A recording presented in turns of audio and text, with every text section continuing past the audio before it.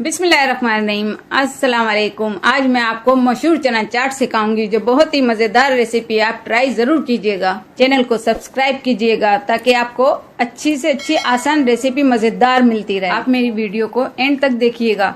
आज मैं आपको पूरी के साथ चना चाट खाना सिखाऊंगी जिससे आपकी इफ्तारी का मजा डबल हो जाएगा।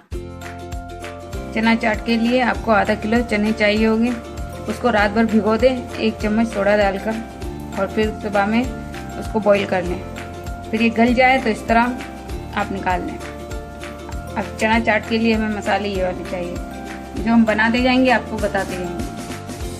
सबसे पहले हम दही डालेंगे जिसे हमने फेंट लिया था। अगर आप चाहे तो उसे गाढ़ा रख सकते हैं। मैंने 1 पाव दही में 2 चम्मच पानी डाल के इसे इस तरह पतला कर दिया।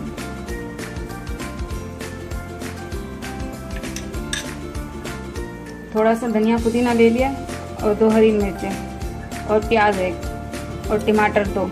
प्याज शामिल कर देंगे जितनी आपको पसंद हो और टमाटर जाएंगे, हरी मिर्चें, धनिया पुदीना। अब रायता शामिल करेंगे।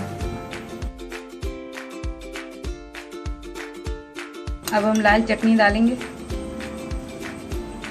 माशाल्लाह कलर कितना प्यारा लग रहा है। चाट मसाला ले लिया हमने 2 चम्मच। चाट मसाले में आधी चम्मच काला नमक डालकर हमने इसे मिला लिया।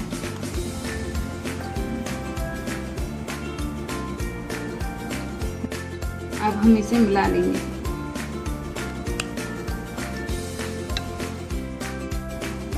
माशाल्लाह चाट हमारी बहुत कलरफुल लग रही है। इफ्तारी के लिए बहुत ही आसान और मज़ेदार रेसिपी। आप ट्राई ज़रूर कीजिएगा और अच्छी लगे तो मेरी वीडियो को लाइक और शेयर कीजिएगा और मेरे चैनल को सब्सक्राइब करना ना भूलिएगा।